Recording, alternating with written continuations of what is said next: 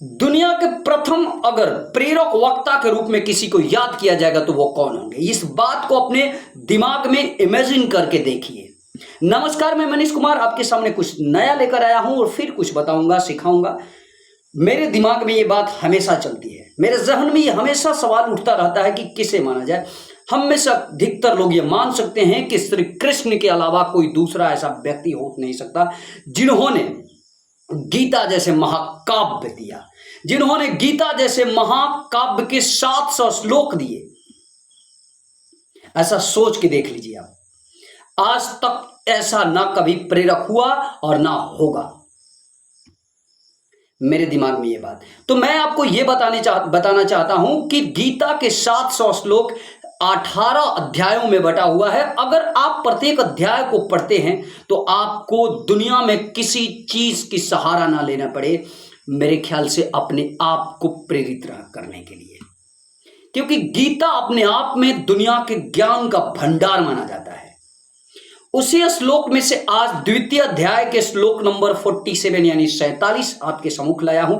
और मैं ये आपको बता दूं कि अगर आप गीता से डरते होंगे कि गीता काव्य सुन के आपके माइंड में एक बहुत ही बड़ा डर उत्पन्न होता होगा कि मैं गीता कैसे पढ़ लूं, तो यह आपका भूल है। गीता हमारी मातृभूमि, हमारे हिंदी संस्कृत से बनी हुई एक 700 श्लोकों और 18 अध्यायों से बनी हुई एक काव्य खंड है। आप इसे आराम से समझ सकते हैं, बशर्ते आपको इसे डरने की जरूरत नहीं है। हमारे मिट्टी में जो पैदा लिया, हमारी मिट्टी से ही जो बना, उसी से हम डरेंगे तो यह हमारे लिए गौरव की बात नहीं है, यह हमारे लिए शर्म की बात होगी। दोस्त, तो चलिए मैं आपको यह बता देता हूं, हाँ आपको यह भी बता देता हूं कि गीता को 18 अध्याय और 700 श्लोकों में बांटा गया है। अगर आप एक एक करके भी पढ़ते हैं तो आपको आराम से समझ में आएगा। और गीता को दुनिया के तमाम भाषाओं में भी ट्रांसलेट कर दिया गया है।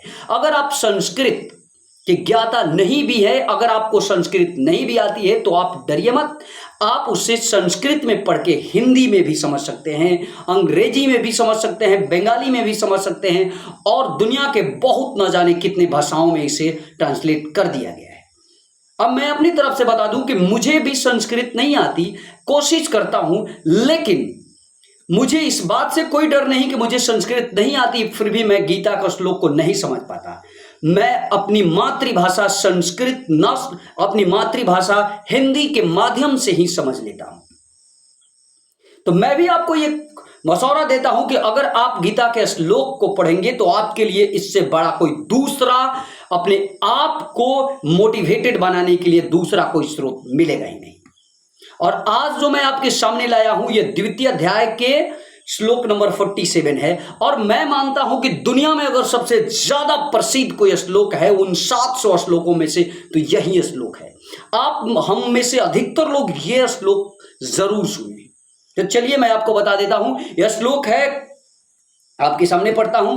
कर्मण्येवाधिकारस्ते मा फलेषु कदाचन मा कर्मफल हेतु भूर्भुवस्सुमा संयोगस्व कर्मणि।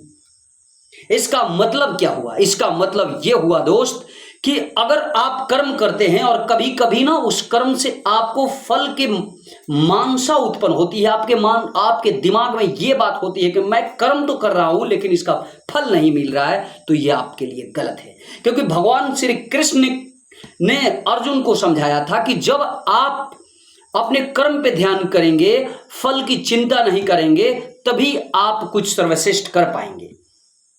हर व्यक्ति को यह चाहिए कि अपने कर्म पे ध्यान करे, उसे फल का चिंता नहीं करना चाहिए, क्योंकि हम यहां आए हैं कर्म करने के लिए। बस यही है इस श्लोक का मतलब। और मैं आप लोगों से गुजारिश करता हूं कि अगर आप गीता का श्लोकों को नहीं पढ़ते हैं तो आप इक्का दुक्का करके पढ़िए, डरिए मत। इससे ज्यादा मोटिवेटेड बनने के लिए कोई दूसरा स्रोत नहीं है।